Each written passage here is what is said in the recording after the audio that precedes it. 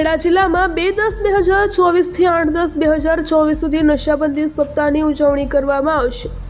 ગુજરાત રાજ્યમાં રાષ્ટ્રપિતા ગાંધીજીની જન્મજયંતિ નિમિત્તે 2 ઓક્ટોબરથી નશાબંધી પ્રચાર સપ્તાહ ઉજવવામાં આવશે। ખેડા જિલ્લામાં પણ તારીખ 2/10/2024થી 8/10/2024 સુધી નશાબંધી સપ્તાહની ઉજવણી કરવામાં આવનાર છે।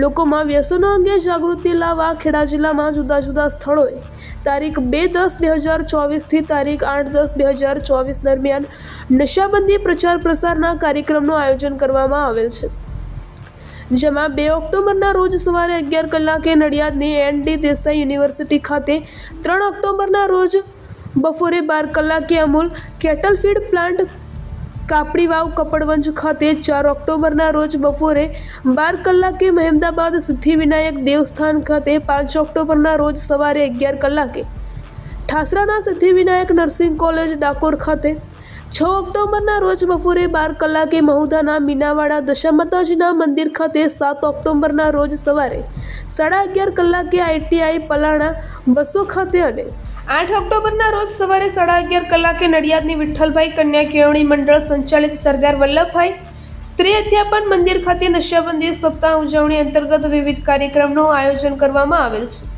એમ નશાબંધી અને અખબારી કચેરી નડિયાદ દ્વારા જણાવવામાં આવેલ છે। નોંધનીય છે કે ગુજરાત રાજ્ય નશાબંધી નીતિનો ચુસ્ત અમલ કરનાર રાજ્ય છે તથા સરકારશ્રી દ્વારા પણ નશાબંધી નીતિને વધુ કડક બનાવી લોક સુખાકારી વધે તેવા પ્રયત્ન કરવામાં આવે છે। નશાબંધી પ્રચાર સપ્તાહ દરમિયાન વધુમાં વધુ લોકો સુધી વ્યસન મુક્તિનો સંદેશો પહોંચે અને લોકોની આર્થિક, માનસિક અને શારીરિક તંદુરસ્તીમાં વધારો થાય તથા વ્યસનોથી થતી દુર્દશા અંગે લોકો પરિચિત બને અને તેનાથી દૂર રહે તેવા પ્રયત્નો કરવામાં આવે છે। વ્યસન મુક્તિને વરેલા ગુજરાત રાજ્યની અખંડિતતા અને અસ્મિતાનું જતન થાય તેવા પ્રયત્નો કરવામાં આવે છે। હું VR Vajpayee, DYSP Nadiad division.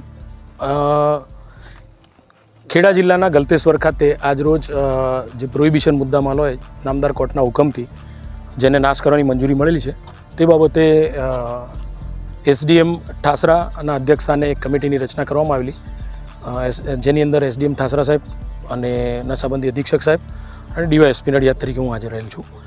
આ ડાકોર પોલીસ સ્ટેશનના કુલ 35 જેટલા ગુનાનો 73,323 બોટલોનો જે મુદ્દામાલ છે તે નાશ કરવામાં આવેલ છે।